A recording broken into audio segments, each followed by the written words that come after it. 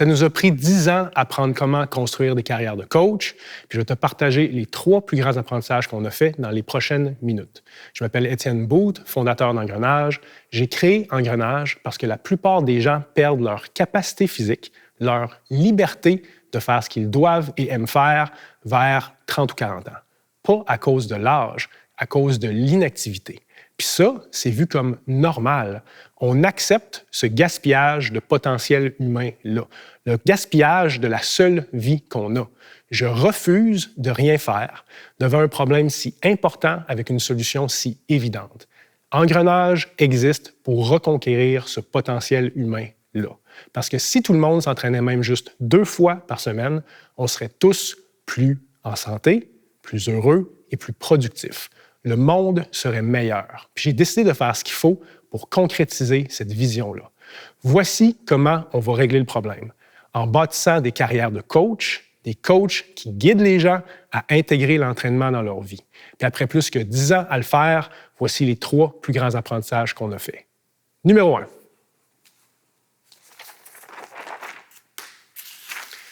La seule façon d'avoir une carrière de coach. Qu'est-ce qui est absolument essentiel pour avoir une carrière de coach? Bien, premièrement, ça prend l'argent.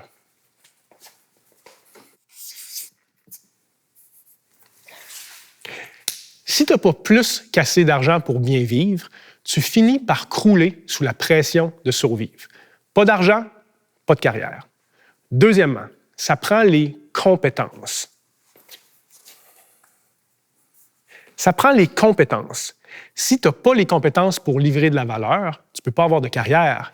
Si tu veux faire une différence positive dans la vie des gens puis être payé pour le faire, ça prend les compétences. Numéro 3, ça prend des relations professionnelles. Tu dois être en relation professionnelle avec les gens que tu veux aider. Si tu n'es pas en relation avec des humains, tu n'es pas en train de coacher, tu fais autre chose.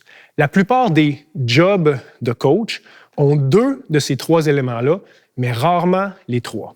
Par exemple, si tu es le type de coach qui a la compétence et les relations, tu es probablement le coach qui s'est lancé dans le domaine parce qu'il aimait aider les gens. Même si tu es mal payé, tu continues de te sacrifier pour tes clients, mais éventuellement, tu te brûles, puis tu changes de job, puis là, tu n'aides plus personne. Si tu as l'argent et les compétences, tu es probablement en train de vendre un produit comme un programme en ligne ou peut-être que tu es un surveillant de plateau de gym ou un animateur de cours de groupe. Mais si ton but, c'est de faire une vraie différence dans la vie des gens, ça finit par manquer de sens puis tu lâches. Le dernier est rare, mais il existe. Si tu as les relations et l'argent, mais pas les compétences, tu es un peu comme le faux gourou qui a réussi à convaincre les gens de te donner leur argent, mais éventuellement, les gens se rendent compte que tu n'as pas la compétence pour les aider, ils quittent, puis ils partent avec ta carrière. Ces 3 prérequis-là peuvent sembler évidents, mais la réalité, c'est que la plupart des coachs n'ont pas de carrière parce qu'ils travaillent dans un modèle d'affaires qui ne leur permet pas d'avoir les 3 en même temps. Mais qu'est-ce qui arrive quand tu as les 3 en même temps? Ah, là, ça devient intéressant parce que ça crée un cycle positif. Quand tu as plus qu'assez d'argent pour bien vivre, ça te permet de rester dans la game et d'accumuler de la compétence à travers l'expérience. Quand tu développes ta compétence, ça permet de bâtir des relations à plus long terme. Et quand tu livres de la valeur à des relations à long terme, ça te permet de charger plus cher pour le travail que tu fais, ce qui crée un cycle positif qui s'accumule année après année. Fait que la seule façon d'avoir une carrière de coach, c'est d'avoir plus qu'assez d'argent pour bien vivre, les compétences pour livrer de la valeur, puis des relations à long terme, en même temps, à travers le temps. Mais là, tu te dis peut-être, OK, mais si c'est un cycle, je commence par quoi? Bien, tu commences parce que tu contrôles à 100% ta compétence, ce qui nous apporte à notre deuxième apprentissage. Numéro 2, comment devenir compétent à régler un problème qui n'a pas de valeur? Bien, comment est-ce qu'on devient compétent à quelque chose? C'est simple, tu apprends. Puis apprendre, ce n'est pas de la magie, c'est un cycle. Tu commences par définir le résultat que tu veux atteindre. Tu te fixes une cible. Tu te fixes une cible comme, par exemple, je veux que cette personne-là soit capable de faire un squat.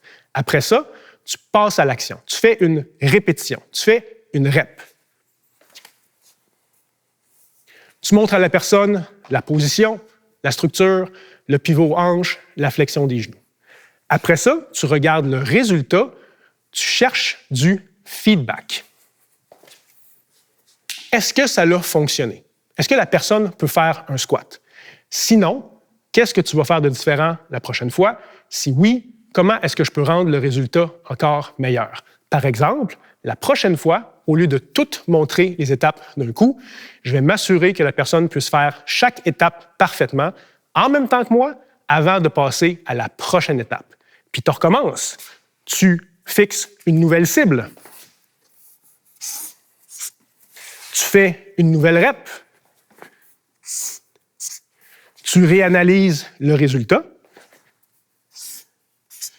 Et à chaque cycle d'apprentissage, tu deviens un peu meilleur à régler ce problème-là. Bravo, tu as appris.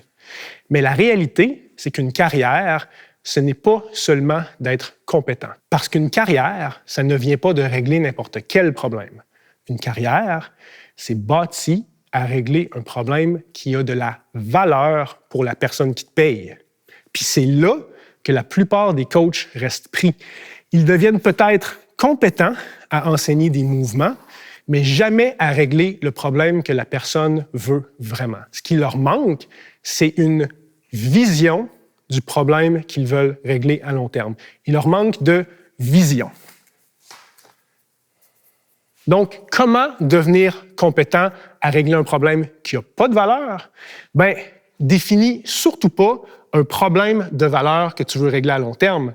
Attire pas des gens qui accordent de la valeur à régler ce problème-là. Puis surtout, ne deviens pas excellent à régler ce problème-là. Comme ça, chaque cycle d'apprentissage va faire du surplace. Tu vas peut-être devenir vraiment bon à enseigner le squat, mais jamais à régler le problème de valeur que la personne a. Mais avec de la vision, tout change. Chez Engrenage, notre vision est très claire. C'est de rendre les gens fonctionnels pour la vie. Point. On veut que nos membres soient forts, capables puis confiants. On veut qu'ils soient libres de faire ce qu'ils aiment et doivent faire toute leur vie. Puis ce que ça nous donne, cette vision-là, c'est une direction à nos efforts. Ça nous donne une direction. Parce qu'on a une vision claire de ce qu'on veut accomplir, ça nous dirige dans quelles compétences on doit développer. Ça oriente le feedback et l'application du feedback pour développer nos compétences et ça guide vers où on veut apporter nos membres. Ça veut dire que pour nous, la compétence, ce n'est pas seulement technique. Ce n'est pas seulement d'enseigner le squat, le deadlift ou un pull-up. Pour nous, la compétence, c'est d'identifier et de solutionner la contrainte au progrès. Ça veut dire que la contrainte peut définitivement être technique, mais ça peut aussi être la régularité, la mobilité, la stabilité, l'intention ou la récupération. Pour nous, notre job, c'est de guider le membre à travers cette contrainte-là pour débloquer le progrès vers ce qu'elle veut vraiment. Ça veut même dire que pour nous, la compétence, c'est d'identifier à l'avance les contraintes que la plupart des gens rencontrent dans leur parcours d'entraînement, puis d'intégrer la solution de manière systématique dans notre coaching. Ça veut aussi dire, par-dessus tout ça, que d'être compétent, c'est d'être capable d'établir une relation professionnelle assez forte pour que la personne veuille se faire guider dans son parcours d'entraînement. Ça, c'est de la compétence guidée par de la vision. C'est de la compétence qui a de la valeur. Comment devenir compétent à régler un problème qui a de la valeur?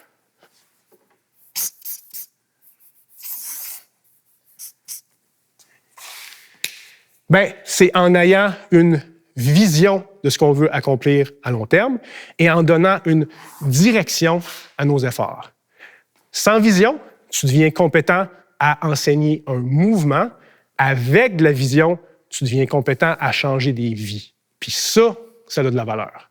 Mais là, tu te dis, OK, mais ça a l'air vraiment difficile de développer une compétence de valeur et tu as absolument raison. Ce qui nous apporte à notre troisième et dernier apprentissage.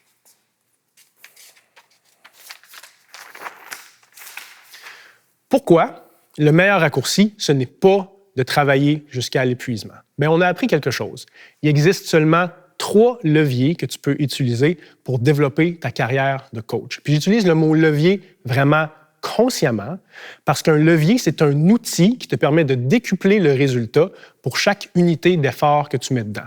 Si tu n'utilises pas ces leviers-là, tu vas travailler 10 fois plus fort, puis tu risques de te décourager puis d'abandonner avant d'avoir une carrière. Fait que le premier levier que tu peux utiliser, c'est de recevoir de l'aide 1 à 1. Concrètement, recevoir de l'aide 1 à 1, ça veut dire d'avoir un mentor. Un mentor, ce que ça fait pour toi, c'est que ça te donne accès à des expériences de bien plus grande qualité. Ça t'évite de faire des erreurs qui peuvent te faire perdre des années et surtout, ça te donne du feedback que tu ne pourrais pas te donner à toi-même. Pas parce que tu n'es pas intelligent, juste parce que tu n'as pas l'expérience de ton mentor. Ça, c'est le premier levier, recevoir de l'aide 1 à 1 par un mentor. Le deuxième levier, c'est d'être un de plusieurs. Être un de plusieurs, ça veut dire de faire partie d'une équipe. Faire partie d'une équipe, ce que ça te donne, bien, ça te permet de partager la charge de travail, d'apprendre les uns des autres, de pousser pas mal plus loin puis d'avoir plus de fun en le faisant. Deuxième levier, être un de plusieurs dans une équipe. Le troisième levier, c'est d'avoir des systèmes qui travaillent pour toi. Dans un contexte professionnel, ces systèmes-là, ça s'appelle avoir accès à une business.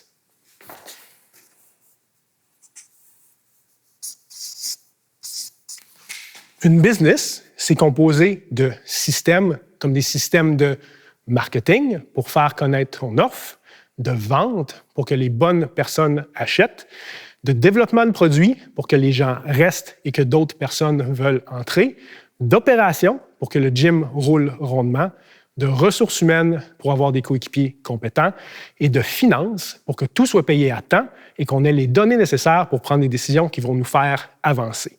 Tous ces systèmes-là travaillent ensemble pour te permettre de te concentrer sur ce qui va faire avancer ta carrière, coacher, pas sur éteindre des feux à tous les jours qui auraient dû être réglés par des systèmes solides.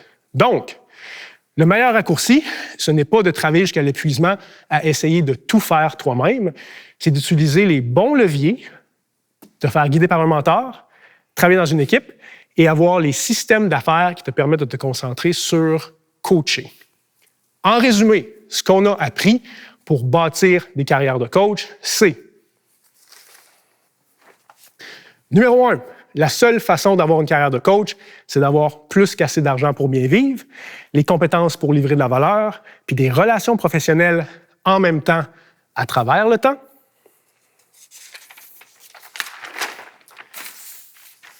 Pour développer une compétence de valeur, bien, ça prend une direction à tes efforts en ayant une vision du problème à long terme que tu veux régler. Et numéro 3, pour rendre tout ça plus simple et facile, fais-toi guider 1 à 1 par un mentor, travaille dans une équipe et aie accès aux systèmes d'affaires qui vont te permettre de te concentrer sur coacher. Puis c'est exactement ça qu'on fait chez Engrenage. Quand on bâtit ta carrière de coach, on te donne tout ça.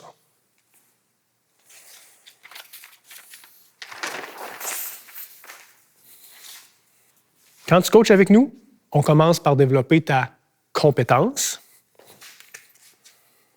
On fait ça en te donnant un mentor. Un mentor qui t'aide à définir la vision de ce qu'on veut accomplir à long terme, une carrière de coach. Une carrière de coach qui guide les gens à être fonctionnel pour la vie. Ensuite, on te donne de l'expérience terrain. On te fait coacher des gens qui accordent de la valeur à ce résultat-là. On te donne des relations professionnelles. Et parce que tu as une vision claire de ce que tu veux accomplir professionnellement, ça donne une direction à tes efforts, ce qui te permet d'orienter le feedback que tu reçois de ton mentor et de tes expériences terrain, mais on te donne aussi accès au système d'engrenage.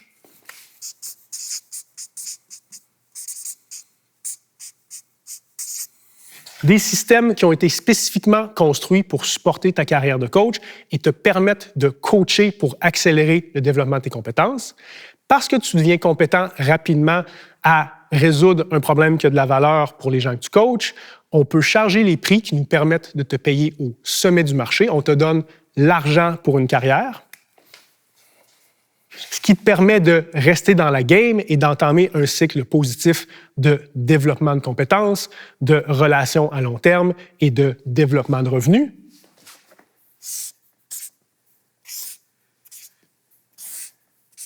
Mais ce n'est pas tout. On te donne aussi accès à une équipe. Une équipe qui te permet de partager la charge de travail, d'apprendre les uns des autres, de pousser pas mal plus loin puis d'avoir plus de fun en le faisant. Pour bâtir ta carrière de coach, c'est tout ça qu'on fait. Mais coacher avec nous, ce n'est pas pour tout le monde. Il faut vraiment que tu aies faim pour bâtir cette carrière-là. Il faut que tu t'investisses à fond. Tu dois faire les reps, appliquer le feedback et avoir l'humilité nécessaire pour apprendre. Même une fois que tu fais partie de l'équipe, on aide les gens à être forts, capables puis confiants. Il faut que tu aimes aider les gens. Il faut que tu aies l'intelligence émotionnelle pour bâtir des relations professionnelles solides et pour le faire à l'intérieur d'une équipe qui va tout faire pour réussir dans cette mission-là. Si ce n'est pas toi, pose pas ta candidature, ce n'est juste pas un bon fit. Mais si c'est toi, clique sur le lien et pose ta candidature maintenant, parce que si c'est un fit, on va bâtir ta carrière ensemble.